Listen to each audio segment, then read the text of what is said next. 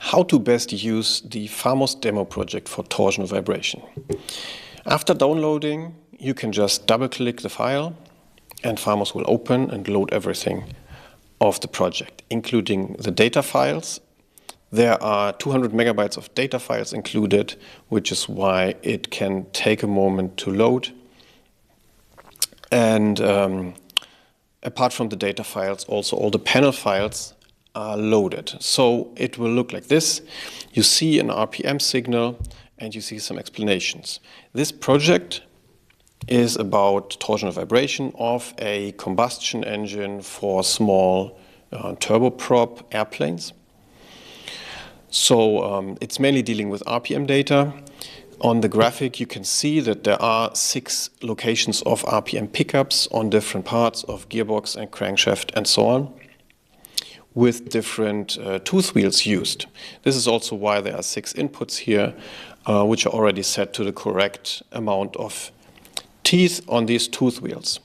Additionally, we have some inputs on the top left, and basically the purpose is to analyze either a run up or run down and check the torsional vibration, how much it is near the combustion engine and how well the vibration dampers work towards the prop shaft, towards the propeller, so that there's no unnecessary load to the propeller blades caused by the torsional vibration. So when you start it up, you see 1 RPM signal, and if you zoom in a little bit, you can see that there's quite a lot of deviation here. And this is what we want to analyze.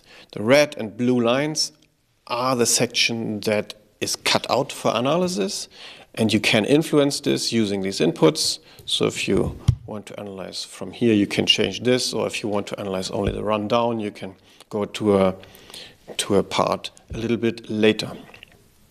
These inputs are for analyzing the orders. This is for the order tracking, and typically it's fine to just leave it like it is. So all you need to do is to click on Run. Then all the different aspects of the analysis are carried out, and we can jump to the result page, to the first result page. So here we see frequency spectrum plots as color maps for all these 6 locations. So on the crankshaft, this is this one closest to the combustion engine. We see frequencies across the range of RPM that was tested, and the color, the amplitude, is in RPM as well. So that's variation of RPM on top of the average RPM. And as we go further down to the number 6, that's closest to the propeller.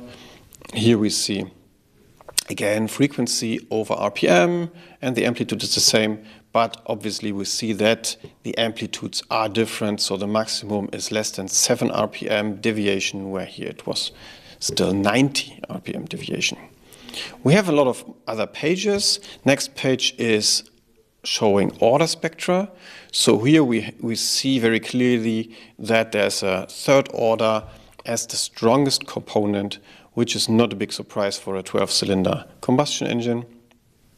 Otherwise, this is pretty much the same. So we see also amplitude in RPM, and we can compare the differences before and after the vibration damper.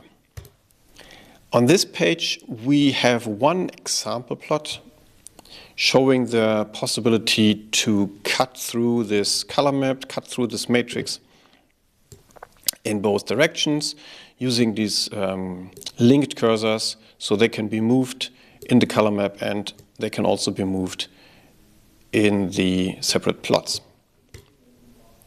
Then we have this page. Here we have again order spectra, but this time the amplitudes are scaled in degrees and not in RPM. So this is variation in degrees for the different average RPMs that the test is going through. And last but not least, on this page there are order lines. So we see the total overall vibration across RPM, and we see the third order, we see the sixth order, the first order, and all the things that were configured on the first page.